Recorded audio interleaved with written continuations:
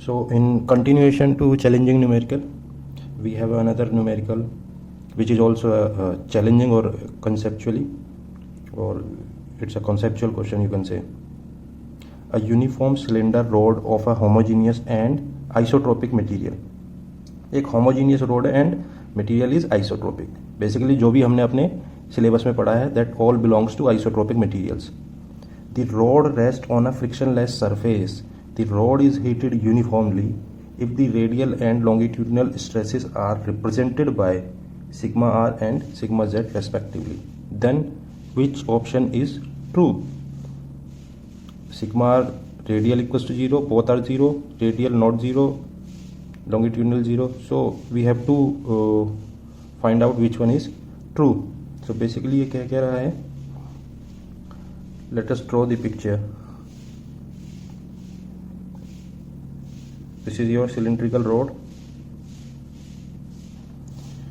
Isotropic material is same in all the directions.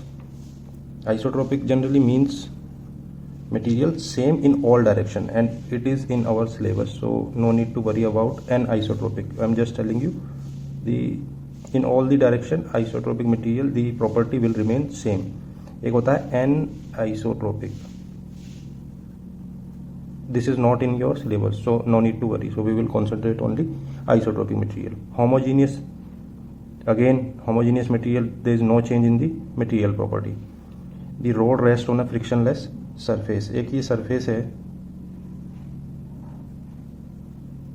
जिस पे कोई फ्रिक्शन नहीं है, which means the interface between cylinder and surface have no friction. ठीक है, ये सबसे इंपॉर्टेंट पॉइंट है इसमें. The rod is heated uniformly. अब रॉड को हम हीट कर रहे हैं. सपोज करिए मैं इसको एक क्यू इन दे रहा हूँ, हीट प्रोवाइड कर रहा हूँ with some source. If the radial and longitudinal stress, longitudinal stress आपका ये हो गया जिसको ये डिनोट कर रहा है सिग्मा जेड से, एंड रेडियल स्ट्रेस, रेडियल आपका ये वाला स्ट्रेस हो गया. सो अगर मैं 2D में रिप्रेजेंट करूंगा तो this is your radial stress. So which one is true? So आप इनमें से कौन सा ऑप्शन सही होगा?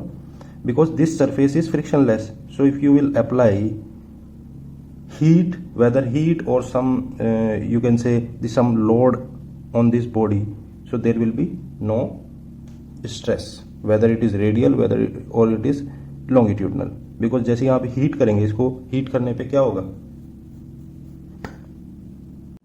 जब आप इसको हीट करेंगे तो इसकी क्या है, बॉडी एक्सपेंड होने लगेगी. जब आप किसी मेटलिक बॉडी को हीट करते हैं तो वो क्या होती है, फैलने लगती है. अब इसको फैलने में कोई रिस्ट्रिक्शन कहीं पर नहीं है, ये फ्रिक्शनलेस है, और ये एंड इसका खुला है, ये भी एंड खुला है, ये भी एंड खुला है, तो ये इजीली मूव करेगा. बट स्ट्रेस की डेफिनेशन क्या है? It is a restoring force.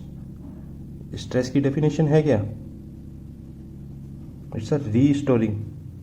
और मैंने आपको बताया था स्टोरिंग फोर्स, और ये एक इंटरनल फिनोमिना है जो कि अंदर जनरेट होता है ड्यू टू रेजिस्टेंस. अब जब कोई रेजिस्टेंस ही नहीं होगा, which means there will be no stress. So आपका ऑप्शन नंबर कौन सा सही है इसमें? A. This is your right answer. Steel block, this is the volume they have given.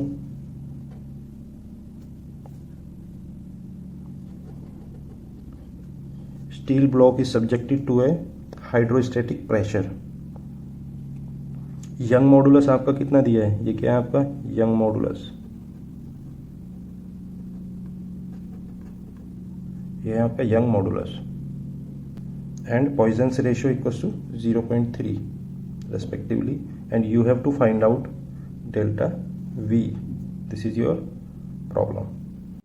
So this is another question. A rod of length L, diameter D, subjected to tensile force P, which of the following is sufficient to calculate resulting change in diameter D?